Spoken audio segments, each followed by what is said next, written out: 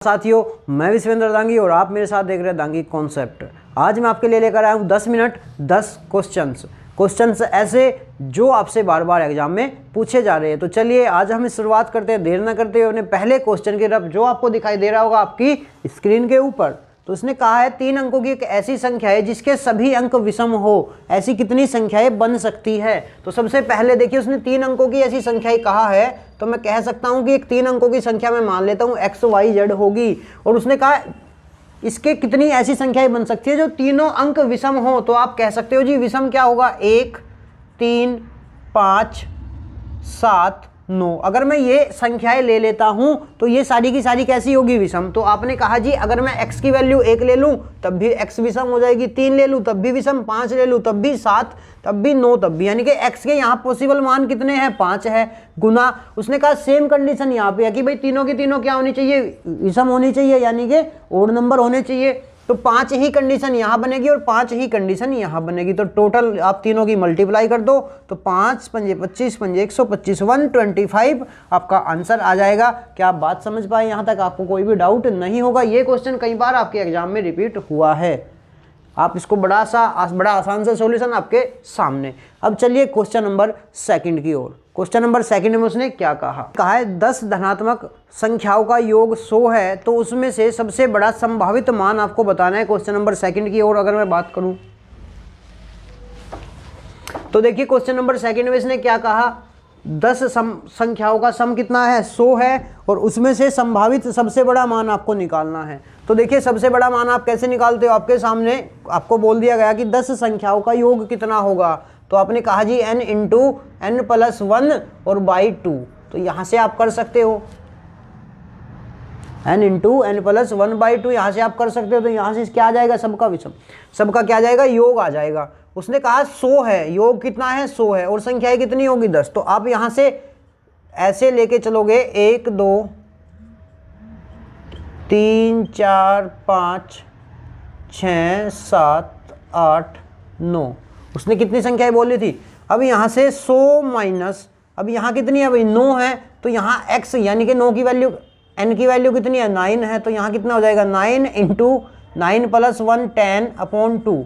तो यहाँ 2 से 5 और 9 पंजे 45। तो माइनस करेंगे 100 में से कितना, 45। तो कितना आ जाएगा, 55। आंसर क्या बनेगा, आंसर बनेगा क्वेश्चन 2 का 55। 55 सबसे बड़ा संभावित मान होगा यदि 10 संख्याओं का योग कितना है, 100 है। क्या आप बात समझ पाए? चलिए क्वेश्चन नंबर 3 में देखिए। 3 में उसने कहा है, क्वेश्चन नंबर 3 में कहा यदि n equal 1 plus 1 1 plus 1 1 1 plus 1 1 1 1, और ऐसे ही कहाँ तक 1 को लिखा गया है 9 बार। 1 को कितनी बार लिखा गया है, 9 बार। उसने कहा इसका संभावित मान बताइए क्या होगा। तो मैं यहाँ कह सकता हूँ कि इसको 1 बार लिखा गया, इसको 2 बार लिखा गया, इसको 3 बार, इसको 4 बार, और ऐसे ही इसको कितनी बार, 9 बार। और उसने क्या पूछ लिया, इसका योग पूछ लिया संभावित। तो यहाँ से कितना आ जाएगा, लास्ट जो आपको बताया था n into n plus 1 by 2 करोगे तो n की वैल्यू यहाँ पे भी कितनी है, 9 है।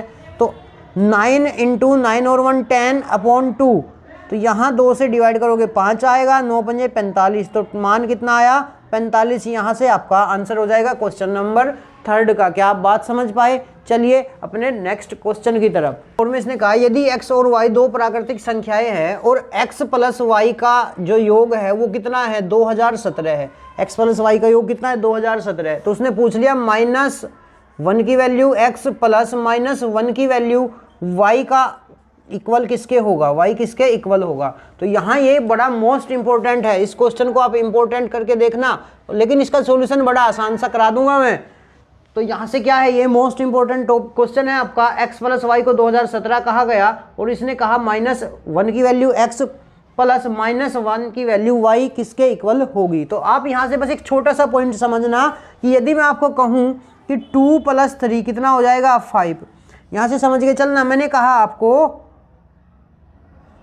4 + 5 कितना हो जाएगा, 9।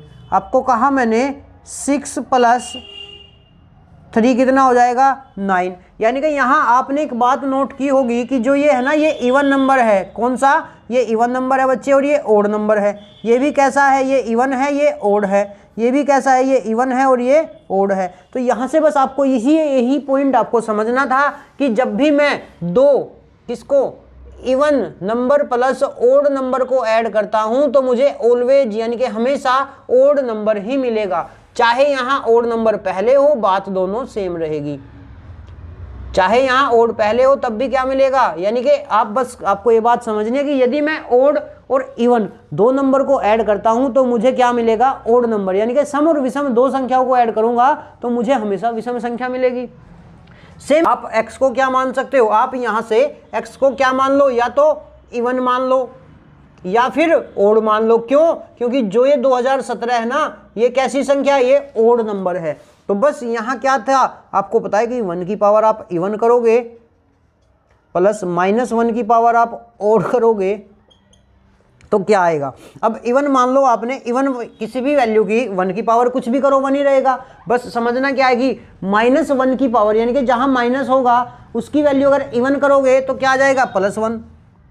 जहां ओड होगा वहां क्या आ जाएगा, -1। और यहां से आप ब्रैकेट ओपन करोगे तो क्या मिलेगा आपको, 0। यानी कि क्वेश्चन नंबर 4 का आंसर क्या बनेगा बच्चे, क्वेश्चन नंबर 4 का आंसर बनेगा 0। उसने कहा बड़ी और छोटी रूट संख्या जो 100 से छोटी है, दोनों का अंतर कितना होगा। अब रूट संख्या यानी कि प्राइम नंबर आपसे पूछा गया है, तो आपसे कहा कि एक 100 नंबर है और उससे छोटे दोनों प्राइम नंबर होने चाहिए, एक तो सबसे बड़ा। तो आपने कहा जी 100 से छोटा और सबसे बड़ा, यानी कि 100 से छोटा वाला नंबर, 2 अंकों का सबसे बड़ा प्राइम नंबर क्या होगा, आपने कहा जी 97 होगा। मैंने कहा 2 अंकों का सबसे छोटा, यानी कि बस यही तो आपसे पूछा इन दोनों का डिफरेंस, तो इन दोनों का डिफरेंस कितना आ जाएगा, 95 आ जाएगा। इन दोनों का डिफरेंस क्या होगा दोस्त, इन दोनों का डिफरेंस कितना हो जाएगा, 95। यानी कि 2 अंकों का सबसे बड़ा 97 और 2 अंकों का सबसे छोटा 2, और दोनों का अंतर आपसे पूछा गया कितना, 95, यानी कि 95 होगा। क्या आप बात समझ पाए। यानी कि सभी रियल नंबर रेशनल नंबर नहीं होंगे।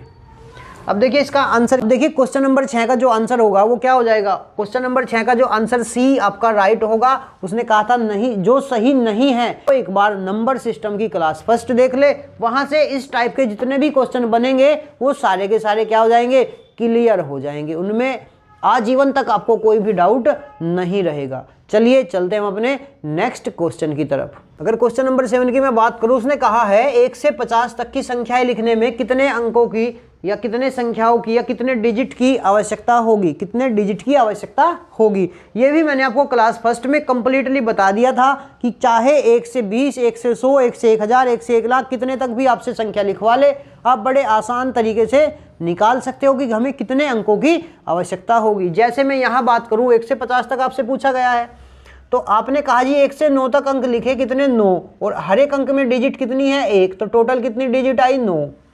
आपने कहा जी 10 से 50 तक लिखने हैं, 50 में से 9 निकाल दिए तो लिखे कितने, 2 अंकों वाले, 2 अंकों वाले कितने लिखे, 41। तो आपने कहा इसमें कितनी डिजिट है, 2, तो 2 1 2 और 4 दूनी 8, तो यहाँ कितनी डिजिट आई, 82। तो 9 और 2 11, 1 8 और 1 9, तो टोटल आपको 1 से कहाँ तक, 50 तक की गिनती लिखने के लिए टोटल कितने अंकों की आवश्यकता होगी, कितने डिजिट्स आपको चाहिएंगे, 91 डिजिट की आपको आवश्यकता होगी, 91 डिजिट की आपको आवश्यकता होगी। क्वेश्चन नंबर 7 का आंसर कितना है, 91 है।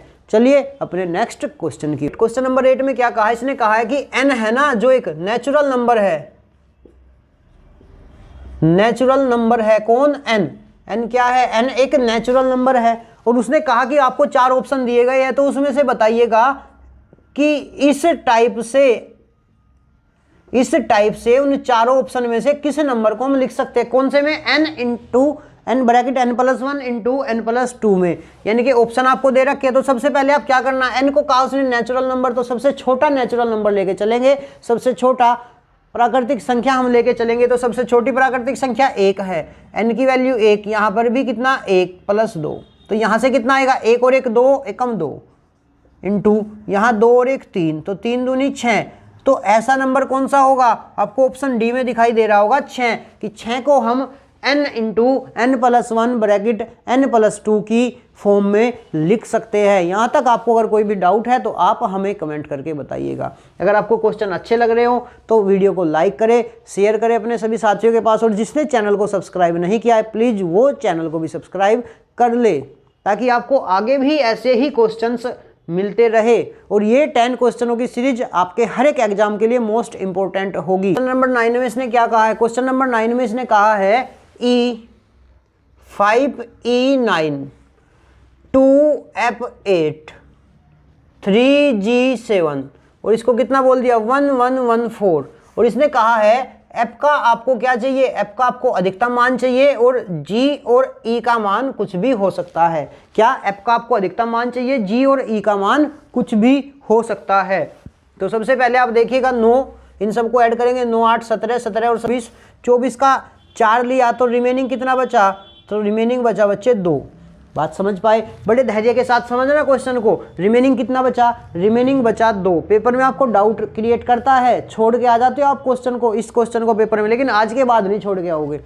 तो यहाँ से आपने ऐड कर लिया, कितना 24 आया, 4 आपने ले लिया, रिमेनिंग कितना बचा 2। अब उसने कहा जी एफ का अधिकतम मान चाहिए, एफ का कितना अधिकतम मान चाहिए। अब सिंगल डिजिट में मान होगा तो अधिकतम मैं कितना ले सकता हूँ, मैंने कहा जी 9 ले लिया। एफ का मान कितना ले लिया मैंने, अधिकतम 9 ले लिया, क्योंकि 10 तो ले नहीं सकता। सिंगल डिजिट में सबसे बड़ा मान क्या है, 9 है, यही अधिकतम होगा। अब उसने कहा जी और ई का मान कुछ भी हो सकता है। जैसे ही आपने 9 को लिया तो 9 और 2 कितना बना, 11, यानी कि 1 बना। अब 1 है, अब आपने इसमें ई और जी दोनों ऐड करने हैं, तो यहाँ 1 है तो ई और जी की मैं ऐसी कौन सी वैल्यू लूँ कि यहाँ पर ऐड करने पर 1 ही बने। तो आपने कहा जी 1, अगर मैं ई को यहाँ पर ई की वैल्यू ले लेता हूँ कितनी 8, तो यहाँ 8 और 1 9 बनेगा। और जी जो ये जी था, जी की वैल्यू ले लेता हूँ 2, तो कितना बनेगा 8 और 2 10 और 1 11, 11 का 1 का जो आपको दिखाई दिया। तो अब रिमेनिंग कितना बचा बच्चे, अब रिमेनिंग बचा 1, तो बस 5 और 3 8 और 2 10, 10 और 1 11, तो कंप्लीट हुआ।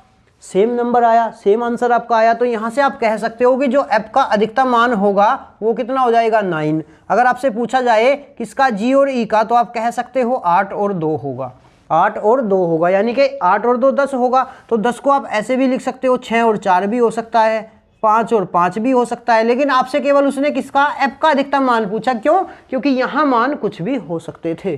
क्लियर? यहाँ तक अब आपको कोई भी डाउट नहीं रहा होगा। अगर आपको अब भी कोई डाउट है तो आप हमें कमेंट करके बता सकते हैं। चलिए आज का लास्ट क्वेश्चन, 10 मिनट 10 क्वेश्चन। देखिए लास्ट क्वेश्चन आज का 10वां क्वेश्चन। उसने कहा 1 स्टार 2 स्टार 3। अब उसने कहा है यदि स्टार का मतलब है दूसरी संख्या का 6 गुना पहली संख्या में ऐड करना, तो बताइए इसका मान कितना होगा।